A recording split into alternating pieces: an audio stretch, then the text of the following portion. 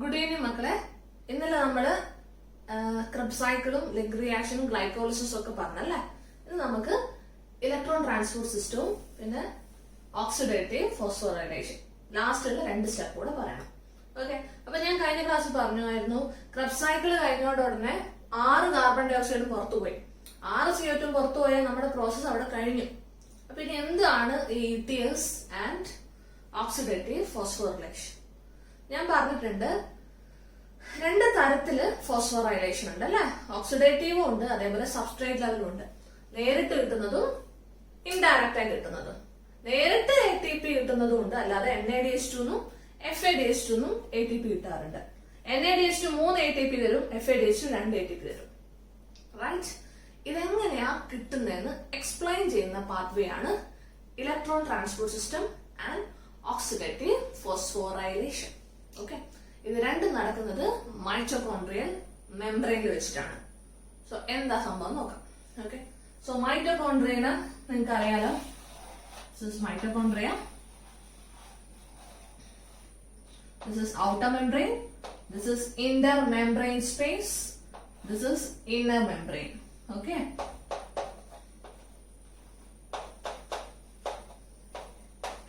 ഇതാണ് matrix. This is matrix. അപ്പൊ ഇതാണ് ഞാനൊന്ന് സൂം ചെയ്ത് വരയ്ക്കാൻ പോവാണ്. Okay,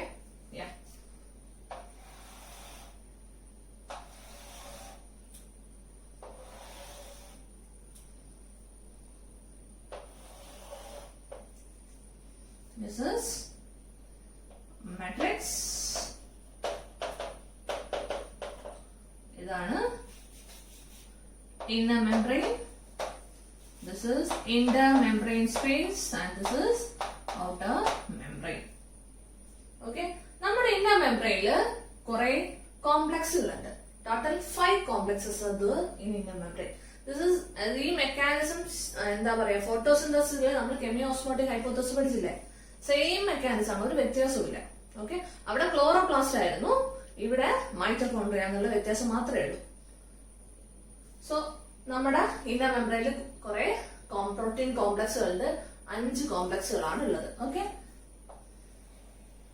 complex 1, complex 2,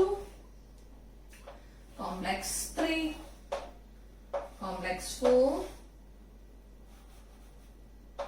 and finally the complex 5. Okay, so ഓരോ കോംപ്ലക്സും made up of എന്താ പറയാ, കുറെ കോംപ്ലക്സ് അല്ലെ. കോംപ്ലക്സ് എന്ന് വെച്ചാൽ കുറെ ആൾക്കാരെ കൂട്ടത്തിനെയാണ് നമ്മളത് വിളിക്കുക കോംപ്ലക്സ് അല്ലെ. സോ ഇവിടെയും ഓരോ കോംപ്ലക്സും പല പ്രോട്ടീൻ വെച്ചിട്ട് ഉണ്ടാക്കിയിരിക്കുന്ന കോംപ്ലക്സുകളാണ്.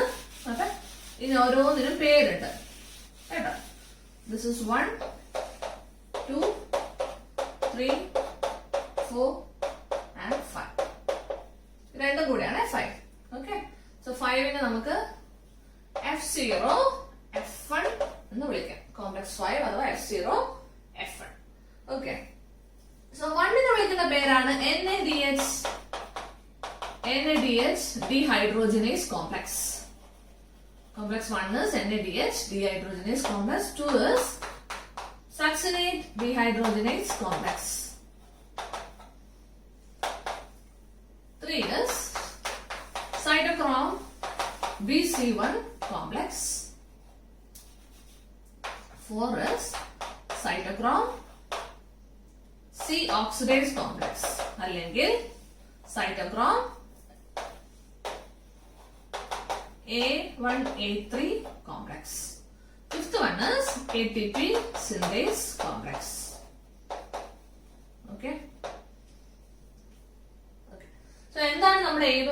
എങ്ങനെയാണ് NADH2 3 ATP തരാമെന്നും FADH2 2 ATP തരാമെന്നും എക്സ്പ്ലെയിൻ ചെയ്യുന്ന സാധനമാണ് ഇലക്ട്രോൺ ട്രാൻസ്പോർട്ട് സിസ്റ്റം. അപ്പൊ ഓരോ കോംപ്ലക്സിലും വേറെ കുറെ പാർട്ടിക്കിൾസ് ഉണ്ട്. അത് ഏതാണ് ടെക്സ്റ്റ് നോക്കിയിട്ട് നിങ്ങൾ പഠിക്കണം. Okay, so complex 1. കോംപ്ലക്സ് 1ന്റെ അടുത്ത് എത്തിയിട്ട് നമ്മുടെ NADH2 ഇല്ലേ, NADH2 കുറെ ഉണ്ടായിട്ടില്ലേ, ദാറ്റ് NADH2 സ്പ്ലിറ്റ് ചെയ്ത് 2 ഇലക്ട്രോൺ ആവും, NAD+ ആവും, പിന്നെ 2 H+ ആവും. This 2 electron is accepted by നമ്മുടെ കോംപ്ലക്സ് 1. കോംപ്ലക്സ് 1, 2, 3 ഒക്കെ ഈ ഇത് മെമ്പറൈന്റെ മുകളിൽ സ്റ്റക്ക് ആണ്, അവർക്ക് മൂവ് ചെയ്യാൻ പറ്റൂല, they are stationary. Okay, so ഈ 2 ഇലക്ട്രോണ് ഇതേപോലെ സ്പ്ലിറ്റ് ചെയ്യുമ്പോൾ ഭയങ്കര ഹൈ എനർജി ആയിരിക്കും. സോ ഹൈ എനർജി കുറയ്ക്കാൻ വേണ്ടിയിട്ട് അവർക്ക് മൂവ് ചെയ്യണം. സോ അതിന് ആദ്യം ആരെടുക്കും? കോംപ്ലക്സ് 1 എടുക്കും.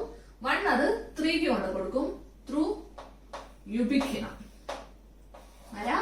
Ubiquinone. Ubiquinone is A mobile carrier. ഇവരൊക്കെ സ്റ്റക്ക് അല്ലേ, ഇവർക്ക് അനങ്ങാൻ പറ്റൂല.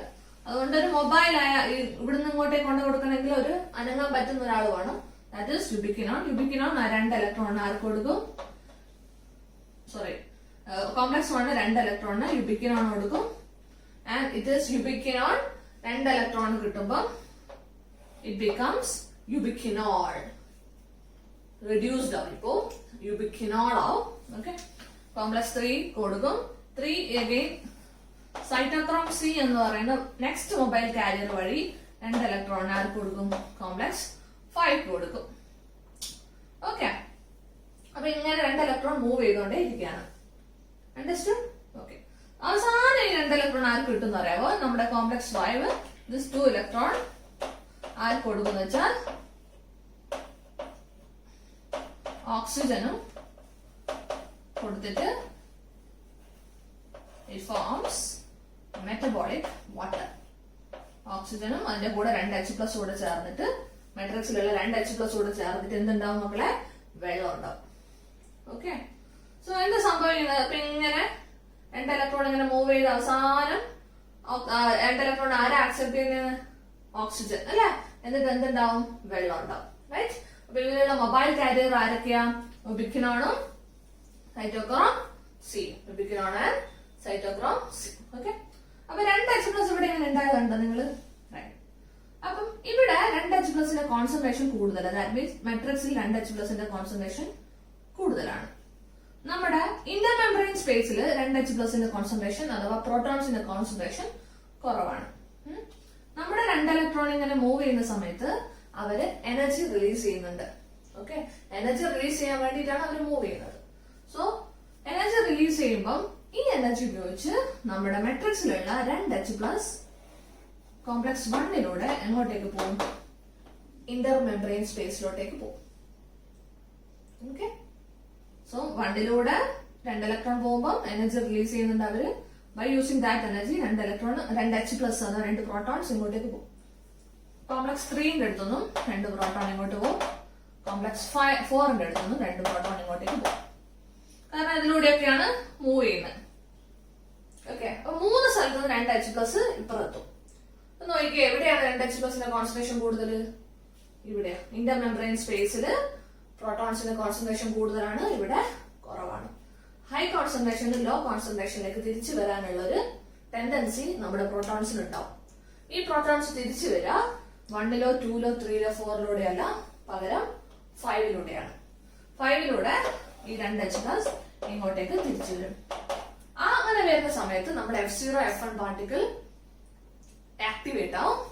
It leads to the formation of ATP from ADP and inorganic phosphate.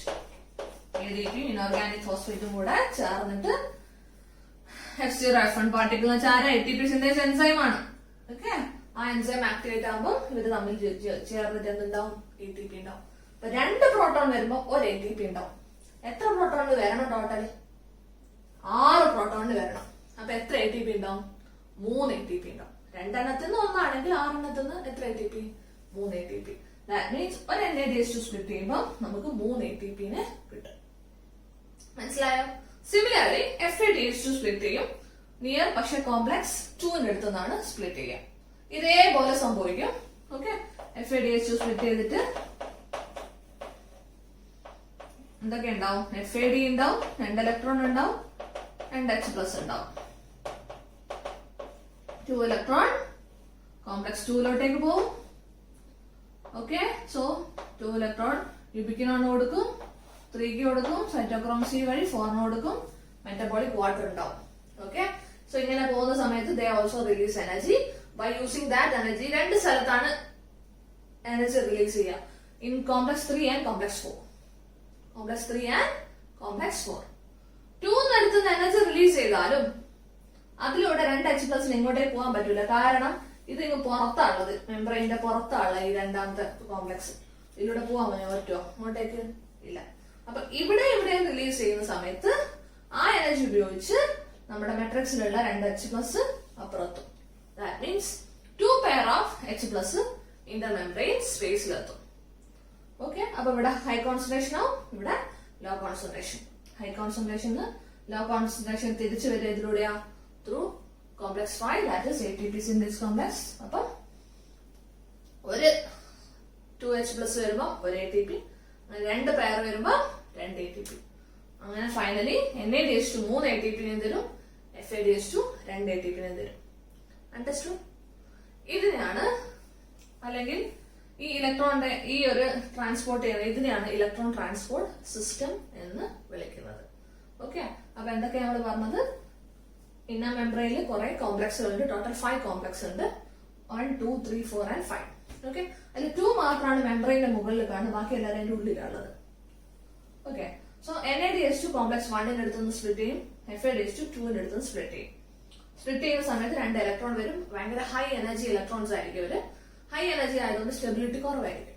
So stability കൂട്ടാൻ വേണ്ടിയിട്ട് അവര് മൂവ് ചെയ്യും through complex 1, 3 and 4.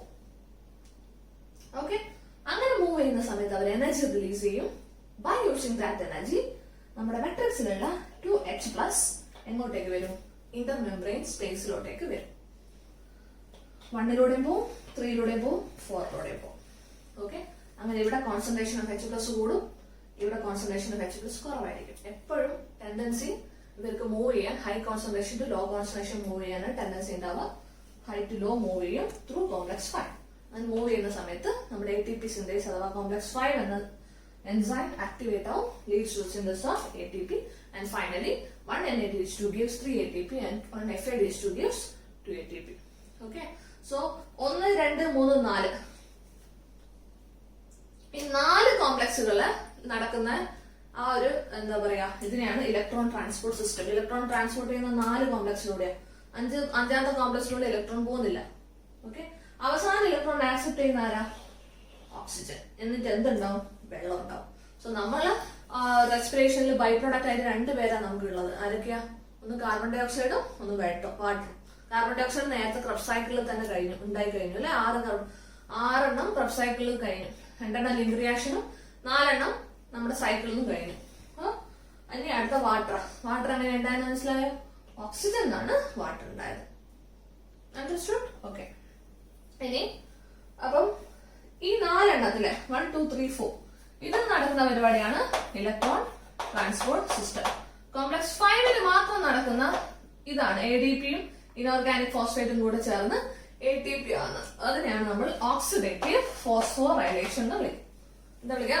Oxidative phosphorylation. Okay, അപ്പൊ ഈ ഒരു ഹൈപ്പോത്തസിസിനെ വിളിക്കുന്ന പേരാണ് കെമി ഓസ്മോട്ടിക് ഹൈപ്പോത്തസിസ്. എന്താ വിളിക്കുക? Chemiosmotic hypothesis.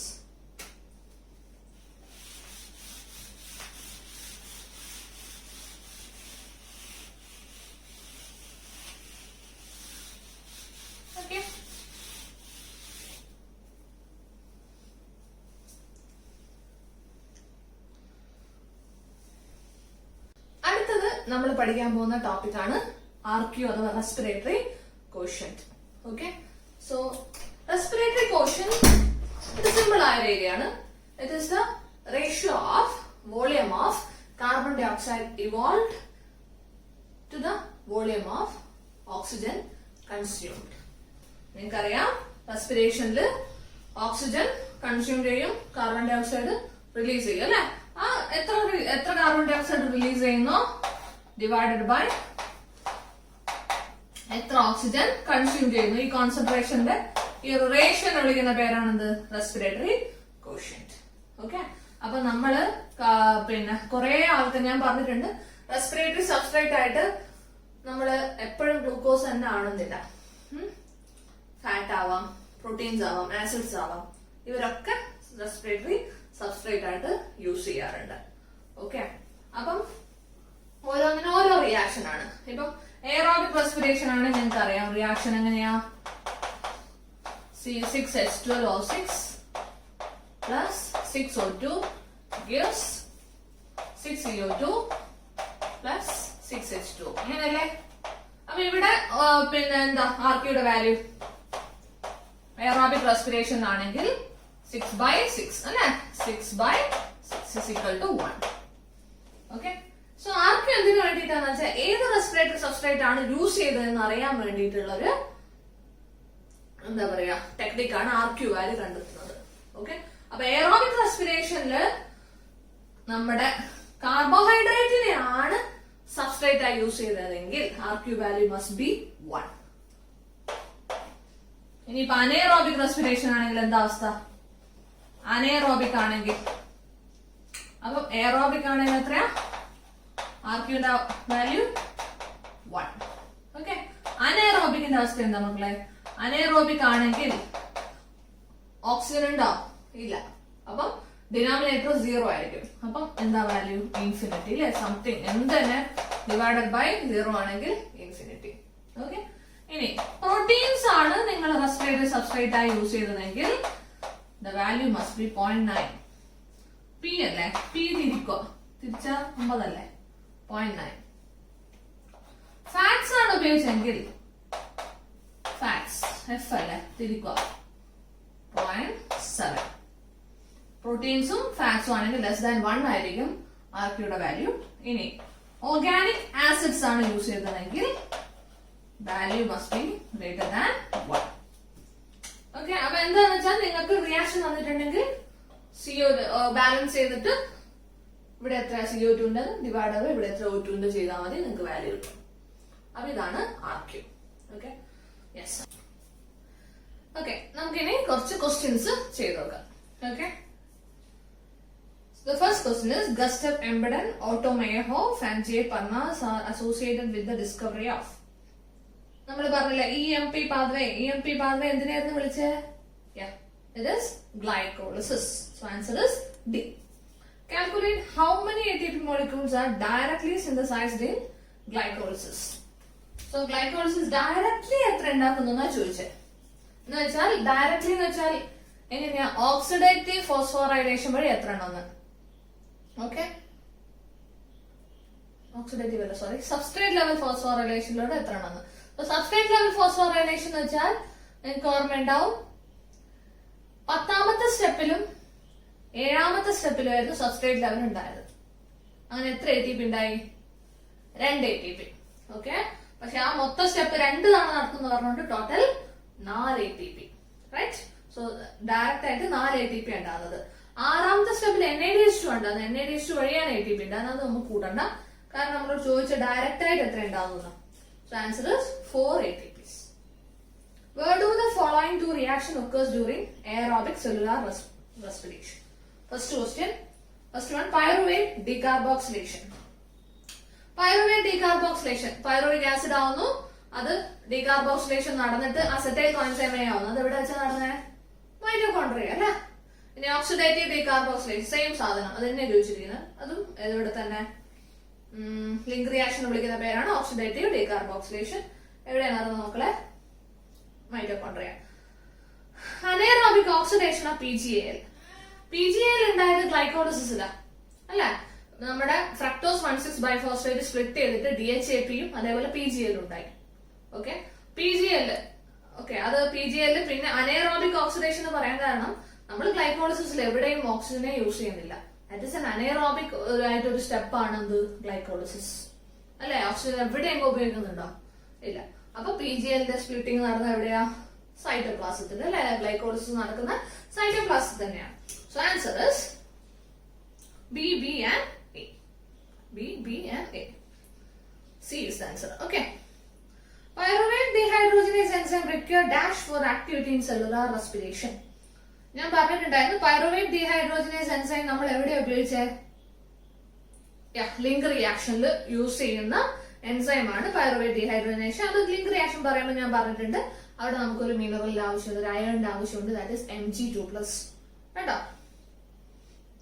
So Mg2+ is the answer.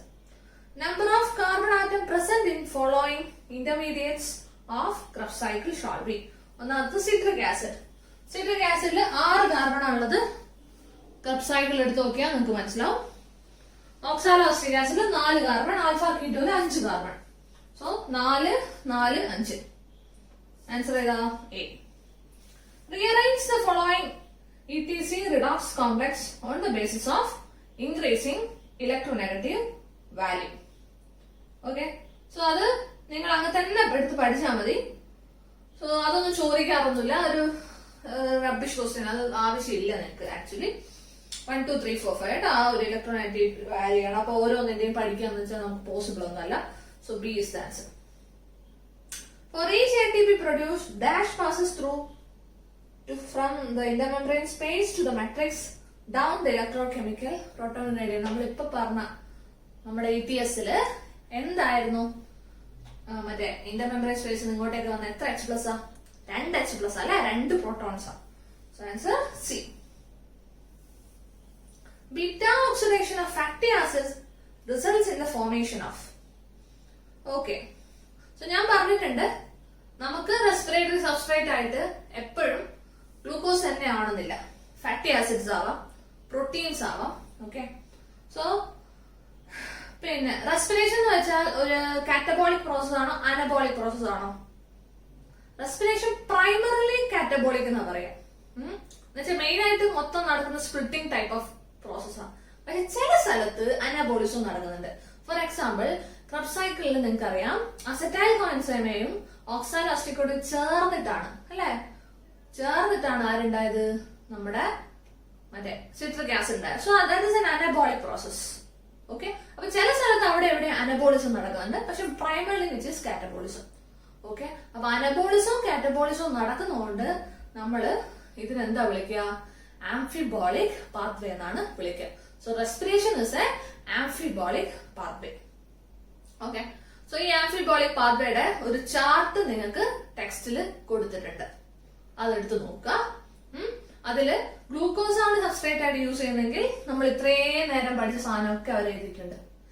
In case fatty ആസിഡും അതേപോലെ പ്രോട്ടീൻസും ആണ് റെസ്പിറേറ്ററി സബ്സ്ട്രേറ്റ് എങ്കിൽ എന്താ സംഭവിക്കുക? ഓക്കെ, സോ ഗ്ലൂക്കോസിന് മാത്രമല്ല ഫാറ്റ്സിനും പ്രോട്ടീൻസിനും ഒക്കെ നമ്മുടെ സ്പ്ലിറ്റിംഗ് നടക്കും ആണല്ലോ. ഓക്കെ, അപ്പൊ ഗ്ലൂക്കോസിനാണെങ്കിൽ ഗ്ലൂക്കോസ് വെച്ചിട്ടാണ് നമ്മൾ പഠിക്കുന്നത്. ഗ്ലൂക്കോസ് 6 ഫോസ്ഫേറ്റ് ആവുന്നു, ഫ്രക്ടോസ് 6 ഫോസ്ഫേറ്റ് ആവുന്നു, അങ്ങനെ ഫ്രക്ടോസ് 1,6 ബൈഫോസ്ഫേറ്റ് ആവുന്നു, അങ്ങനെ അങ്ങനെ അങ്ങനെ അങ്ങനെ സ്പ്ലിറ്റ് ചെയ്തിട്ട് ഡൈഹൈഡ്രോക്സി അസറ്റോൺ ഫോസ്ഫേറ്റും പുള്ളി ഞാൻ എഴുതുന്നില്ല PGAL ആവുന്നു. പിന്നെ ഈ കുന്തം ഇങ്ങനെ പോയി പോയി പോയി അവസാനം ആരാവും? പൈറുവിക് ആസിഡ് ആവും. പൈറുവിക് ആസിഡിന് ഡീകാർബോക്സിലേഷൻ നടന്നിട്ട് അസറ്റൈൽ കോഎൻസൈമേ അഥവാ ലിങ്ക് റിയാക്ഷൻ നടക്കും. ലിങ്ക് റിയാക്ഷൻ നടന്ന അസറ്റൈൽ കോഎൻസൈമേ ക്രബ് സൈക്കിളിലോട്ടേക്ക് കടന്നിട്ട് ക്രബ് സൈക്കിളിന്റെ ഫലമായിട്ട് കാർബൺ ഡൈ ഓക്സൈഡ് ഒക്കെ റിലീസ് ചെയ്യും. ഇതാണ് ഇത്രയും നേരം നമ്മൾ പഠിച്ചത് ആണല്ലോ. സോ ഗ്ലൂക്കോസിന് വെച്ചിട്ട് നമ്മൾ പഠിച്ചത്. അപ്പൊ ഗ്ലൂക്കോസ് മാത്രമല്ല സ്പ്ലിറ്റ് ചെയ്യുക. ഇൻ കേസ് ഫാറ്റ്സ് ആണ് സ്പ്ലിറ്റ് ചെയ്യുന്നതെങ്കിൽ ഫാറ്റ്സ് ആദ്യം സ്പ്ലിറ്റ് ചെയ്തിട്ട് ഫാറ്റി ആസിഡും ഗ്ലിസറോളും, ഫാറ്റി ആസിഡും ഗ്ലിസറോളും. ദിസ് ഫാറ്റി ആസിഡ് നേരെ എന്താന്ന് പറയാമോ? അസറ്റൈൽ കോഎൻസൈമയാണ്. ഗ്ലിസറോൾ ആണെങ്കിൽ DHAP ആണ്. പിന്നെ ഉള്ള ബാക്കി സ്റ്റെപ്പ് ഒക്കെ സെയിം. മനസ്സിലായോ? ഇനി പ്രോട്ടീൻസിനെ സ്പ്ലിറ്റ് ചെയ്യണമെങ്കിൽ പ്രോട്ടീൻ സ്പ്ലിറ്റ് ചെയ്തിട്ട് ആദ്യം ഉണ്ടാവാനാ അമിനോ ആസിഡ്സ് ആണ് അല്ലെ. അമിനോ ആസിഡ് നേരെ പൈറുവിക് ആസിഡ് ആണ് ആവുക. പിന്നെ ബാക്കി സ്റ്റെപ്സ് ഒക്കെ സെയിം. അണ്ടർസ്റ്റുഡ്? അപ്പം ചില സ്ഥലത്തുനിന്ന് ബൈപ്പാസ് വഴി അവർ സെയിം റിയാക്ഷനിലേക്ക് തന്നെയാണ് കയറുന്നത്. നമ്മൾ ഗ്ലൂക്കോസ് വെച്ച് പഠിച്ചു എന്ന് മാത്രം. ഓക്കെ, സോ അവിടെ എന്താ, ഇവിടെ എന്താ ആൻസർ?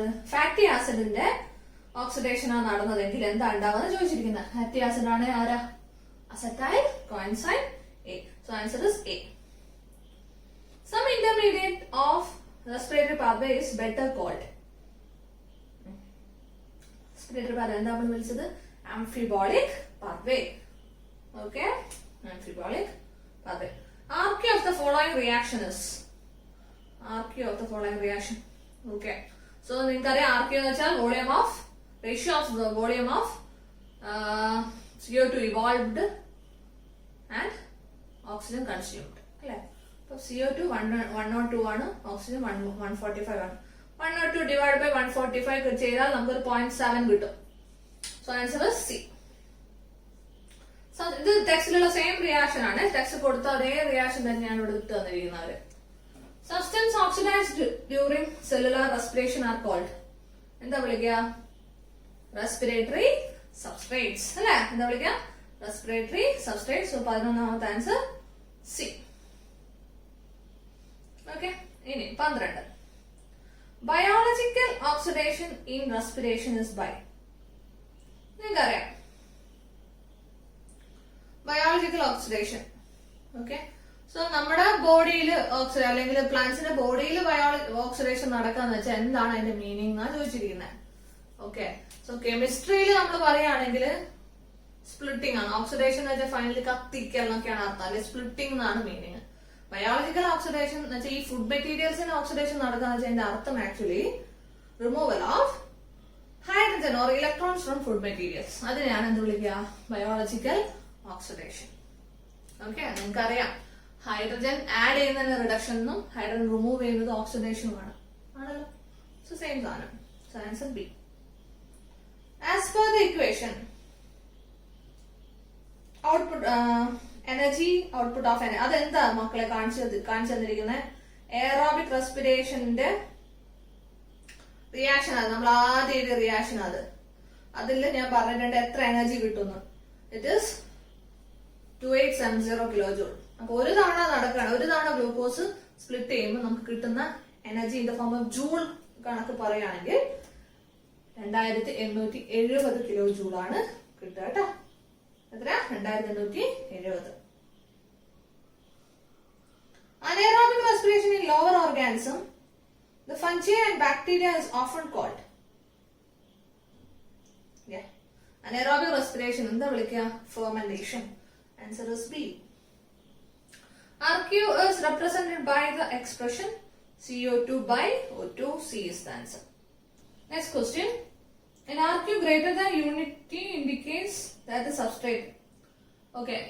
So greater than 1 ആണെങ്കിൽ നമ്മൾ പഠിച്ചതാ എത്രയാ? 1 ആണെങ്കിൽ ആരായിരിക്കും? It is organic acids. Organic acid. 17ാമത്തെ question. RQ of tripalmitin. So ട്രൈപാമിറ്റിന്റെ ടെക്സ്റ്റ് കൊടുത്തിരിക്കുന്ന ട്രൈപാമിറ്റിൻ എന്ന് വെച്ചാൽ ഫാറ്റ് ആണ്. ഫാറ്റ് ആണെങ്കിൽ എഫ് തിരിച്ചിട്ടാ 0.7. ഓക്കെ, ഫാറ്റ്സ് ആണെങ്കിൽ 0.7. അപ്പൊ ഫാറ്റ്സും പ്രോട്ടീൻസും ആണെങ്കിൽ ലെസ് ദാൻ 1, ഓർഗാനിക് ആസിഡ് ആണെങ്കിൽ ഗ്രേറ്റർ ദാൻ 1, പിന്നെ ആരായിരുന്നോ ഈക്വൽ ടു 1 ആണെങ്കിൽ എയറോബിക് റെസ്പിറേഷൻ അല്ലെങ്കിൽ കാർബോഹൈഡ്രേറ്റ് അല്ലെ, അഥവാ ഗ്ലൂക്കോസ്. അനേറോബിക് ആണെങ്കിൽ ഇൻഫിനിറ്റി. ഓക്കെ, ഇനി അടുത്ത question.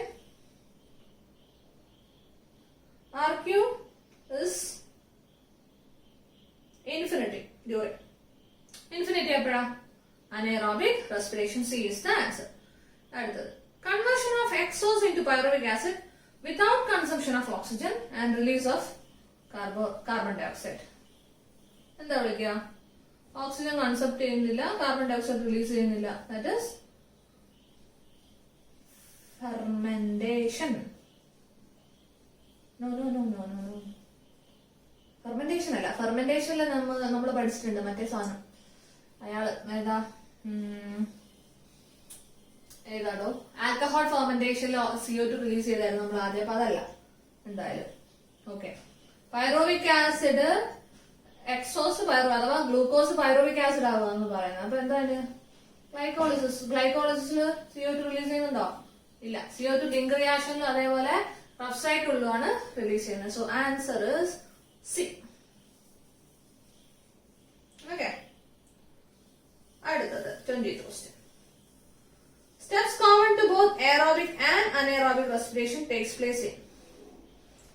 Steps common to both aerobic and anaerobic. Aerobic anaerobic common ആയിട്ടുള്ള സ്റ്റെപ്പ് ഏതാ? ഗ്ലൈക്കോളിസിസ്. ഗ്ലൈക്കോളിസ് അവിടെ ചേർക്കുക സൈറ്റോപ്ലാസം അല്ലേ, അഥവാ cytosol. Answer B. The enzyme that converts sucrose into glucose and fructose. നിങ്ങൾ പഠിച്ചതാ. ആ എൻസൈം ഏതാ? മറ്റേ ഡൈജഷനിൽ പഠിച്ചിട്ടുണ്ട് അല്ലേ? ഏതാ enzyme? Invertase. Invertase is the answer. C. 21 C. 22 എവിടെ? 22. The triose phosphate 3-phosphoglyceraldehyde is directly formed by the splitting of 3-phosphoglyceraldehyde ആര് സ്പ്ലിറ്റിംഗിലാ DHAP 3-PGL ഉണ്ടാകുന്നത്? സ്പ്ലിറ്റിംഗ് ഓഫ് ഫ്രക്ടോസ് 1,6-biphosphate അല്ലേ? ആൻസർ ബി കേട്ടോ. 22 ബി ഗ്ലൈക്കോളിസിസിലെ സ്റ്റെപ്പ് ആണ്. The glycolytic pathway enters into energy crossing phase when once is formed.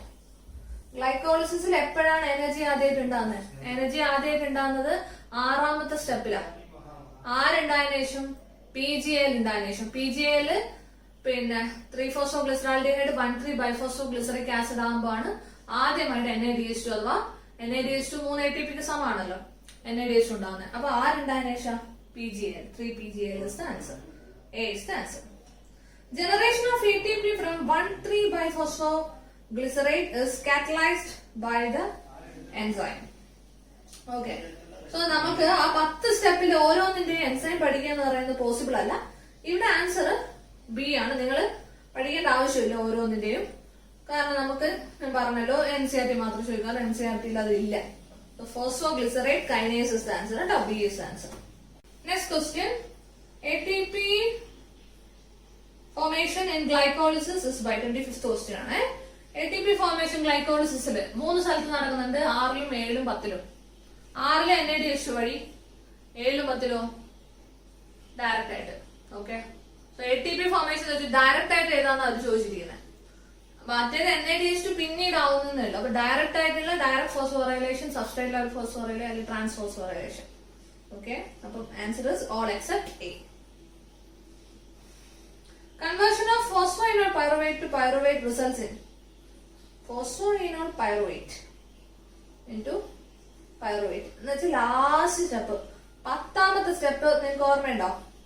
PEP എന്താവും? Pyruvic acid ആവും. Okay. So PEP pyruvic acid ആവുന്നത്. അപ്പൊ PEP pyruvic acid എങ്ങനെയാ? Phosphoenol pyruvate ഒരു phosphate പോവുകയാണ്. റൈറ്റ്. ആ ഫോസ്ഫേറ്റ് ആർക്ക് കൊടുക്കും? ആ ഫോസ്ഫേറ്റ് ആരെടുക്കും? ADP എടുത്തിട്ട് ATP ഉണ്ടാക്കും. ആണല്ലോ. ഓക്കെ. ആ സ്റ്റെപ്പിനെ വിളിക്കുന്ന പേരാണ് ട്രാൻസ്ഫോസ്ഫോറൈലേഷൻ. എന്താ വിളിക്കുക? Transphosphorylation. So answer is A. ഒന്നുമില്ലടോ, നമ്മളിപ്പം പറയുന്നു, ഞാൻ പറഞ്ഞില്ലേ നേരത്തെ ഡയറക്റ്റ് ഫോസ്ഫോറൈലേഷൻ അവിടെ നടക്കുന്നുണ്ടല്ലോ. ATP ഉണ്ടാകുന്ന തന്നെയാണ് ഡയറക്റ്റ് ഫോസ്ഫോറൈലേഷൻ അല്ലെങ്കിൽ സബ്സ്ട്രേറ്റ് ലെവൽ അല്ലെങ്കിൽ ട്രാൻസ് എന്ന് വിളിക്കുന്നത്. അത് തന്നെ അവിടെ ചോദിച്ചിരിക്കുന്നത്. 26ാമത്തെ ആൻസർ എ. സോ ലാസ്റ്റ് സ്റ്റെപ്പിൽ ATP ഉണ്ടാകുന്നുണ്ട്. A molecule of glucose after EMP pathway produce. 27ാമത്തെ question. After EMP pathway 2 molecule of pyruvate മാത്രമാണോ? അല്ല. 2 NADH2 മാത്രമാണോ? 4 ATP മാത്രമാണോ? All the above is the answer. 27 D is the answer. ഒരൊക്കെ ഉണ്ടാക്കുന്നുണ്ട്.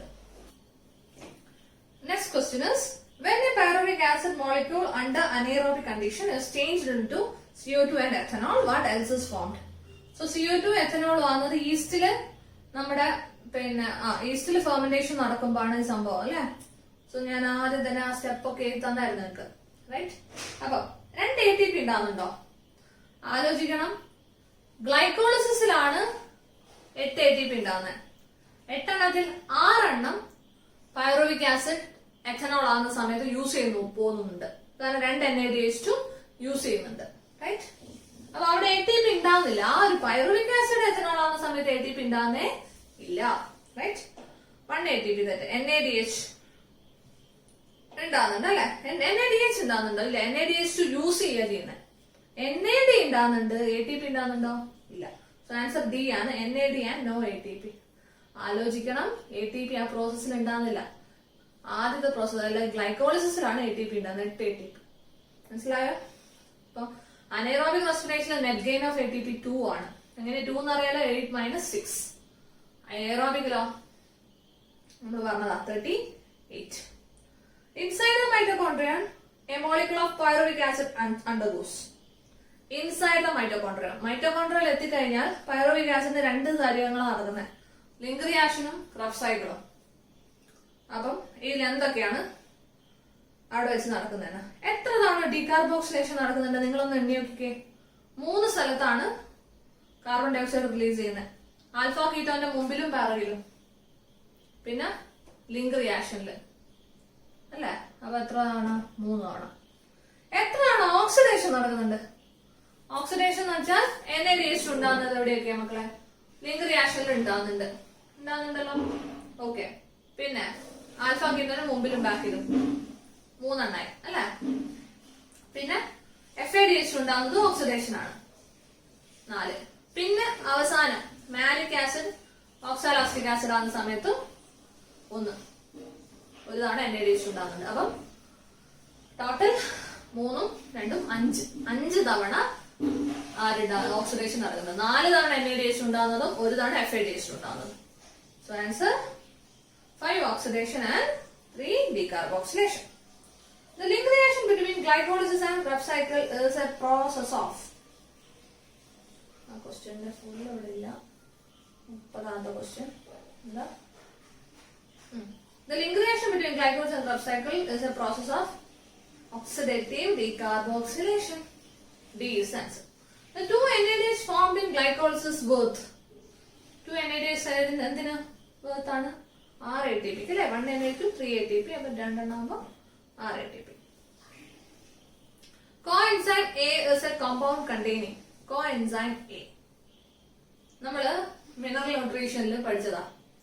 സൾഫറിന്റെ uses അല്ലെ. Mineral sulphur, cysteine and methionine, biotin and thiamine, coenzyme A and ferredoxin എന്ന് പറഞ്ഞ് പഠിച്ചതാണ് നമ്മള്. സോ കോഎൻസൈം എ സൾഫർ കേട്ടോ. Sulfur is the answer. Products of link reaction are. Products of link reaction.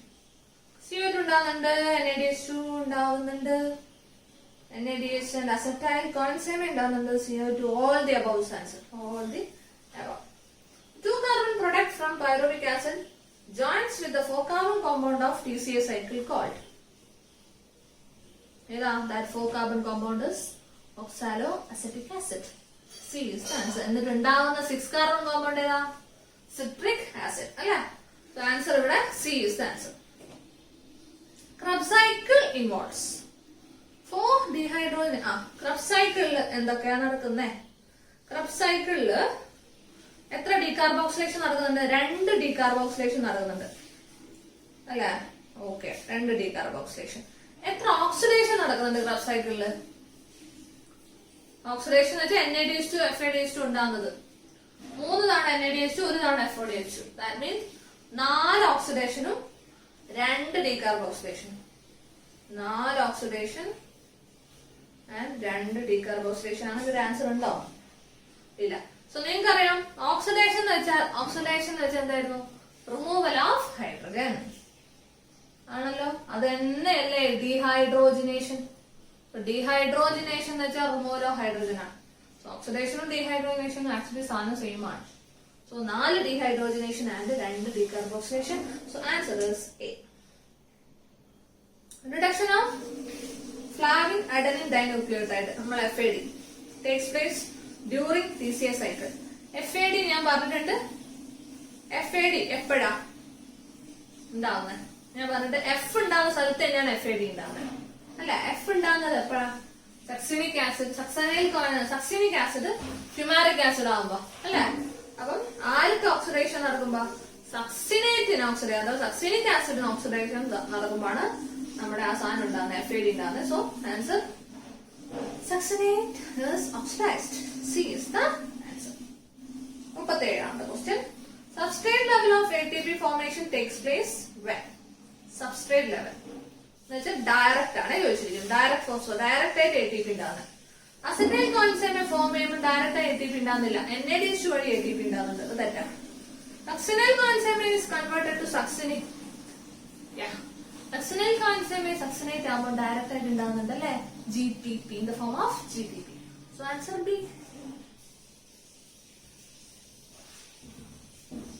Number of ATP molecules produced from a molecule of acetyl coenzyme by oxidative phosphorylation during the reoxidation of reduced coenzyme in the ATS is.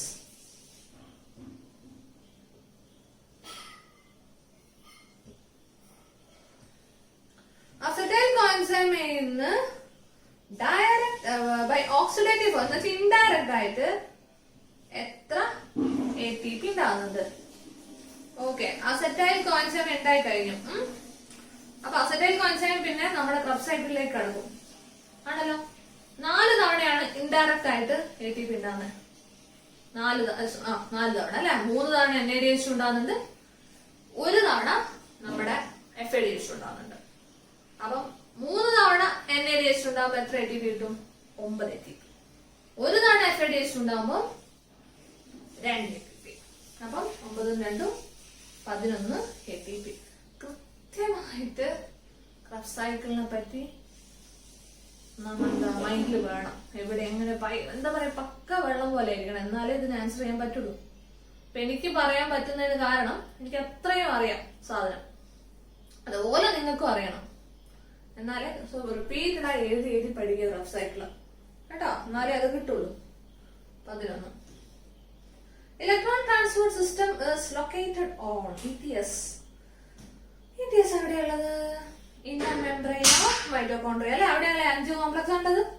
So D is the answer. 39ന്റെ answer D. ഇനി 40.